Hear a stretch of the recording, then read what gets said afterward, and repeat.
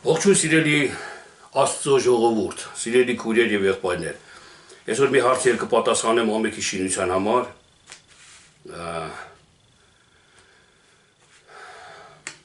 Նախ թող Տիրոջ ներկայությունը Սուրբ Հոգի զորությունով լինի այս ամեն խոսքերը լսողների մեջ, լսողների շրջապատին, որ ամենքսել ճշմարիտ հասկանանք, ճիշտ հասկանանք Աստծո խոսքը եւ հոգիով հասկանանք Աստծո խոսքը սիրելիներ։ Տեսեք, մեկ այսպիսի մի հարց տվե ինձ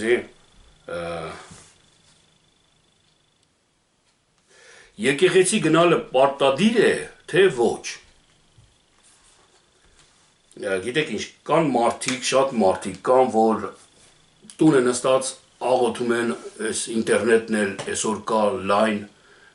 աշխարհի վրա,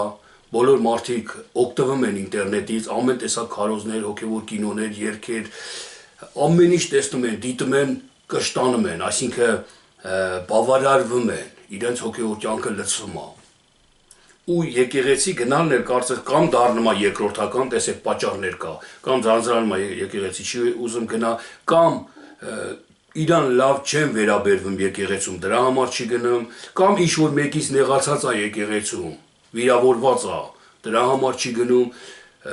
պատճառներ կան, շատ պատճառներ կան, ասենք եկեղեցի չգնալու։ Դրա համար այս հարց տվողը ինձ դիմել է այսպես. պարտադիր է, կարևոր է գնալը եկեղեցի, թե ոչ։ Սիրելի հարց տվող, կասեմ, որ ինչքան քեզանից է կախված, ինչքան հնարավորություն ունես, ջանք արա, ջանքդ գործադրի, որ գնաս եկեղեցի, այո, պարտադիր է։ Եկեղեցի գնալը, եկեղեցու մեջ լինելը, եկեղեցում ուրիշների շնորհքը տեսնելը, քո շնորհքը ուրիշներին հաղորդելը, այն սիրո մեջ մտնել դուրս գալը այդ ամբողջության մեջ, սա մի հատ կյանք է, սա մի հատ ուրիշ կյանք է։ Քան թե տունը նստած ինտերնետի առաջ մեկ հաց ուտելուց լսեմ, մեկ վազեմնդե գամ, նորից շարունակեմ այդ քարոզը չհասկան մի տեսակ խառնաշփոթության պես, այդպես կիսատ պռատել կլինի իմ հավատքը։ Ավելի լավ է լուրջ վերաբերվենք, իսկ եթե մի պահ է գալի, որ այդ ընթացքում, ասենք մի ամիս տունն ես կամ ուրիշ տեղ ես եկեղեցի, կամ չես կարողանում գնալ, երեխեք շատ ունի, շատ կան խանգարում են, հնարավոր չի երեխեքին մի կերպ կամ հետը տանես կամ ինչ-որ ուրիշը նայի դու եթաս, եթե հնարավոր չի, սա արդեն ասում փորձելու պես կլինի, որ թողես անտեր երեխեքին դուրը փագես վրեքներ հետաս պաշտամունքի, կաստենաս տունը վառել են, կաստենաս մի փորձանք են բերել, ոչ, սա ուրիշ հարց է, բայց որ մտածված ասես եկեղեցի գնալը պետք չի, ավելորդություն է սա, ես կասեմ, որ ոչ սիրելիներ, ավելորդություն չի, եկեղեցի գնալը պետք է, ինչև անգամ պարտադիր է կասեմ։ Տեսեք Մատթեոս 16-րդ գլուխ 18-րդ խոսքից կարդում եմ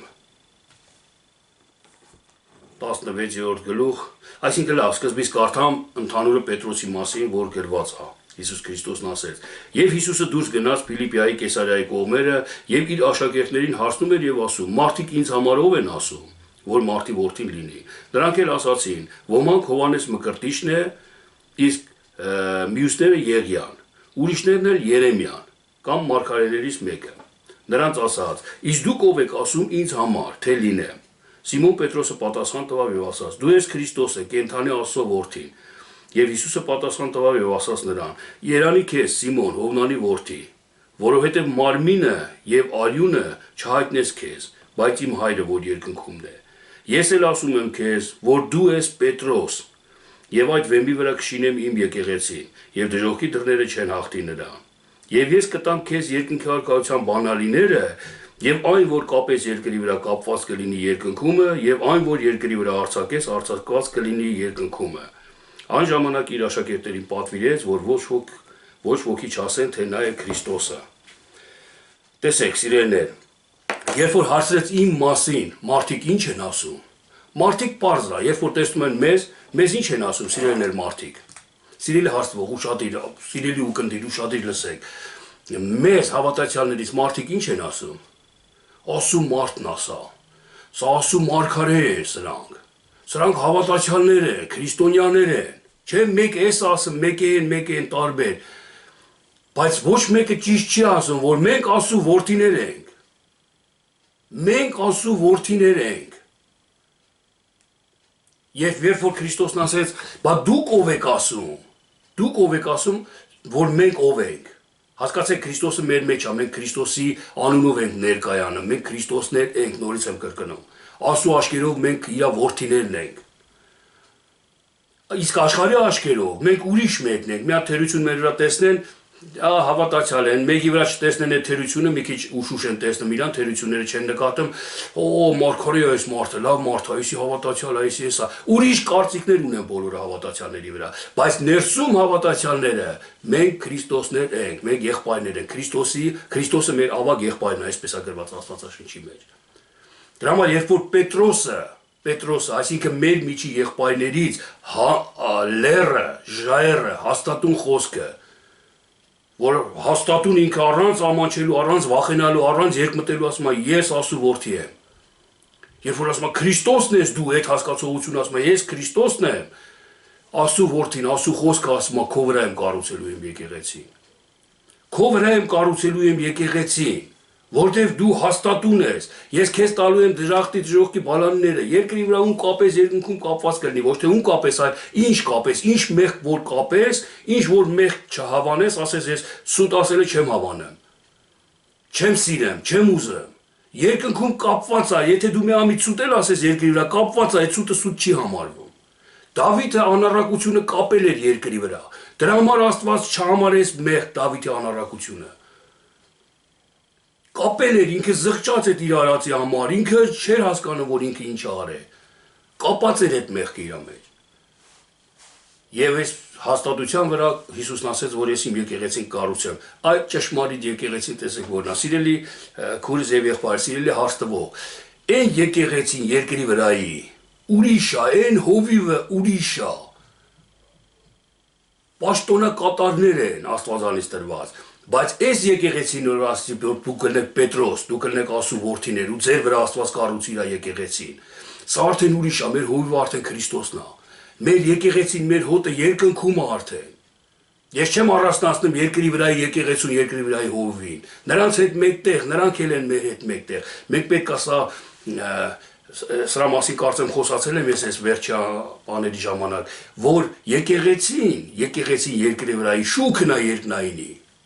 Շուքն է, հասկացեք։ Եվ քանի որ շուքն է, սիրելիներ, էլի չպետք է արհամանենք, քանի որ երկրի վրա ենք, մեր քուրի եղբայրներն են, մեր հովիվն են, մենք հնազանդ պետք է լինենք ամենքին ամեն բարի բաների մեջ։ Ամեն բան քննեք բարին ամուր բռնեք գրված Աստվածաշնչի մեջ։ Այս ձեր հարցիներն այսքան կպատա, այս պատասխանով սիրելիներ, եկեղեցի գնալը պարտադիր է, բայց այն եկեղեցին, ճշմարիտ եկեղեցին, կա մարդիկ, որ գնում են եկեղեցի երկրի վրայի, բայց մեղքերի մեջ թաղված են։ Բայց հաստատություն չունեն իրանց մեջ, գնում են եկեղեցի, բայց ասում են ես իմ փրկված եմ, թե չէ, կամ գնա կամ չգնա, ինչ։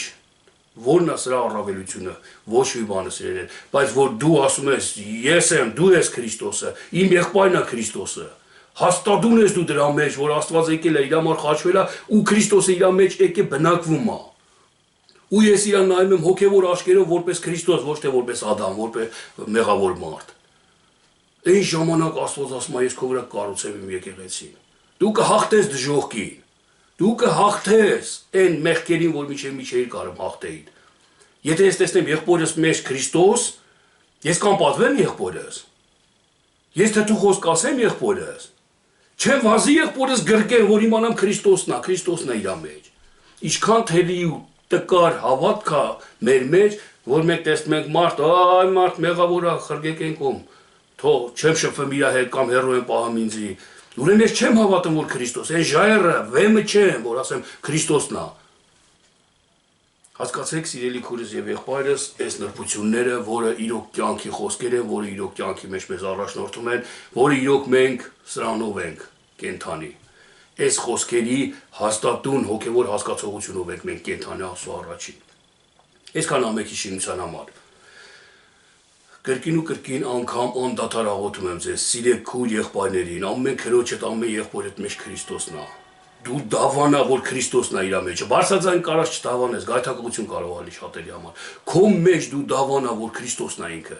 Ես ինչ անում եմ, Քրիստոսին եմ անում։ Այն ժամանակ դու չես էլ հասկանա ոնց Քրիստոսը քեզ կառուցեց որպես եկեղեցի։ Այն ժամանակ քո բերանի խոսքերը կփոխվեն, աստվածային կլինեն։